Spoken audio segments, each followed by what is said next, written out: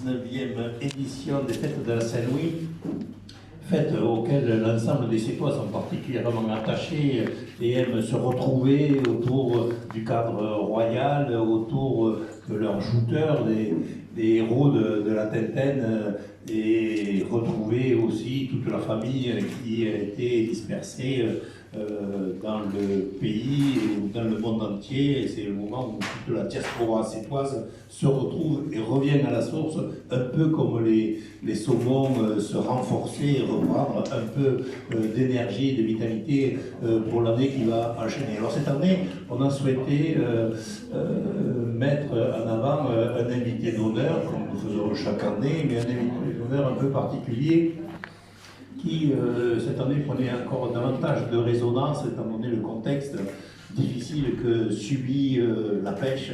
On l'a vu lors des fêtes de la Saint-Pierre, avec le nombre de bateaux qui sont cassés, avec les difficultés que l'ensemble des professionnels de la mer ont à supporter, avec les différentes contraintes, et une personne qui symbolisait le monde de la pêche depuis toujours, enfin, depuis tout au moins mon enfance, ça fait quand même un certain nombre d'années, c'est Roger Delia, et nous avons souhaité mettre à l'honneur Roger Delia, qui sera représenté par ses trois garçons, puisque...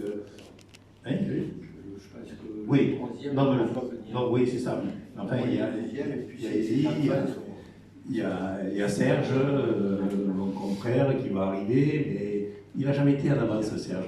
Même pour rentrer au bloc, il était tout le temps un peu en retard. Mais bon, ça, il ne faudra pas lui répéter. Ben, souvent, le patient se réveille, c'est marrant, j'ai pas mal au nez ni aux oreilles. Il m'a rien fait le docteur. Non, je rigole.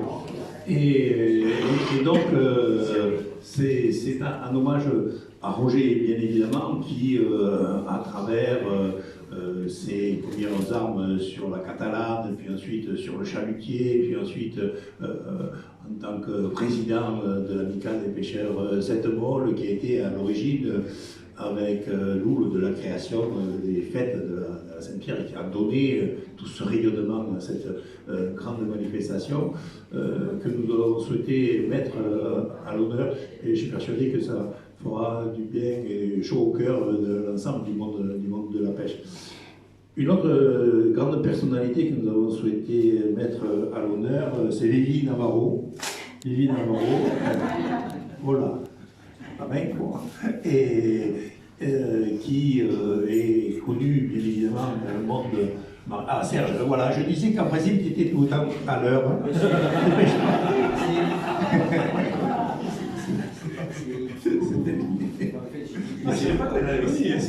c'est chouette. Tout à l'heure, je lui dis bonjour en tant qu'élite, après j'arrive par derrière, je lui dis, ah Serge, ça y est, c'est arrivé. Voilà, donc je disais que c'était votre frère qu'on mettait à l'honneur d'inviter, donc je suis persuadé que vous serez à nos côtés pendant toutes ces manifestations, et que le jeudi soir vous serez au balcon pour ouvrir les festivités de la Saint-Louis. Ensuite, j'ai enseigné sur l'artiste qui avait été choisi pour réaliser l'affiche de la Saint-Louis, Lévi Navarro, qui est plus connu dans le monde maritime, portuaire, en navigation de haute mer, et c'était un plaisir qu'elle accepte. C'est pas la première femme qui fait l'affiche de la Saint-Louis, puisque je crois qu'en 2001, ça avait été une femme qui avait gagné le concours, je ne me rappelle plus son nom. Voilà, comme vous dites. Ensuite, il y avait Agnès Varda, qui avait fait la fête. En fait, c'est pas elle, elle s'était mise sur l'affiche avec sa voiture. Et c'était un de ses collaborateurs qui avait fait l'affiche. Et Vivi, donc tu es bien en bonne position, ces grands noms de l'affiche. Et peut-être maintenant, on va pouvoir dévoiler l'affiche. Je ne sais pas, monsieur le maître de cérémonie. À l'église, c'est Jean-Michel Ballester. Après, c'est des conférences de presse, c'est toi qui fais le en principe, c'est vrai que bon, après les principes et les traditions, c'est vrai que c'est cette fête de la Saint-Louis. On a présenté pêle-mêle certains des descendants de Roger Delia qui va être mis à l'honneur cette année. discuter, je crois, un petit peu, parler de ce qu'a fait Roger, que ce soit son activité de résistant, que ce soit tout ce qu'il a fait à Sète aussi avec l'Amicale des pêcheurs, et puis le monde de la joute, qui a été aussi impliqué dans sa vie à travers sa descendance, parce que c'est un pêcheur qui n'a jamais jouté. Je crois qu'il y a des jouteurs ici qui ont peut-être pêché un petit peu, mais pas tant que ça. On ne parlait pas du dimanche et de l'éternel, mais bien de pêcher au sens du métier. Et puis effectivement, Vivi Navarro, qui est la femme qui murmure à l'oreille des marins. Alors autant il y a le phare des joutes dans la personne de Mme Sardin, et une joute, ça c'est amical. Vous êtes, Lily, c'est la femme qui murmure à l'oreille des marins, en tous les cas une femme qui a le pied marin, avec un premier travail qui était sur le monde aérien, un deuxième travail qui est sur le monde nautique au sens propre, quoi, et est-ce qu'on peut dire labellisé officiellement artiste de la marine française? Est-ce qu'on peut dire sétoise jusqu'au fond des tripes? C'est de l'eau de mer qui coule dans les veines, voilà, c'est ce qu'on dit. Signe sirène, ascendant crevette. Ça oui, par contre. Oui, on peut dire tout ça. Après, on dit bien ce qu'on veut et on peut m'attribuer tous les qualificatifs, les adjectifs qu'on voudra, les appellations. C'est difficile de parler de soi, mais effectivement, bien enracinée dans ma vie et amoureuse de ma vie. Et comme je vous le disais tout à l'heure, avec mort ou vif, toute ma famille est là, quoi. Donc, soit au cimetière Le Py, soit dans les quartiers. Le rapport entre l'aérien et la marine, par rapport au fait qu'on peut trouver dans certains endroits de Sète l'air de Sète en boîte, dans des boîtes réalisées par vos soins. Il y a des œuvres picturales, pas seulement, il y a des carnets de voyage aussi, des voyages que vous avez fait pour de vrai, embarqués sur des bateaux et vous laissez aller à la création de votre art. Il y a aussi des œuvres en volume avec ces carnets, mais aussi du travail artisanal autour de sa réalisation.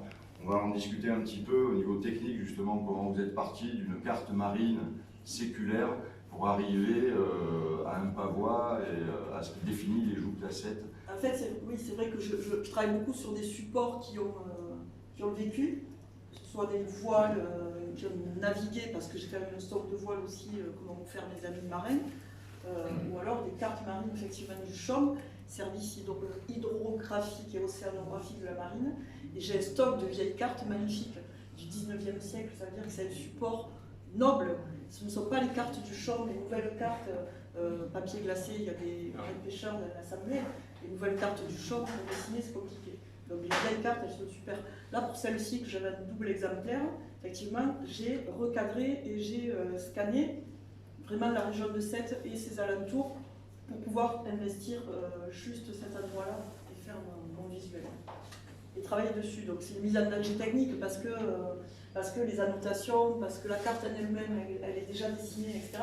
Donc dessiner là-dessus et faire sortir le visuel, ça me plaît bien moi, parce que je n'aime pas de tension, quoi. Ouais, avec les traces d'histoire, aussi la virilité qui est exprimée à travers des traces, une forme de virilité. Non, j'aime pas le lisse, j'aime pas le bois neuf, j'aime pas le fer qui est neuf, j'aime la ferraille rouillée, j'aime le bois qui est usé, les gens qui ont des rides parce qu'ils ont rigolé toute leur vie ou pleuré.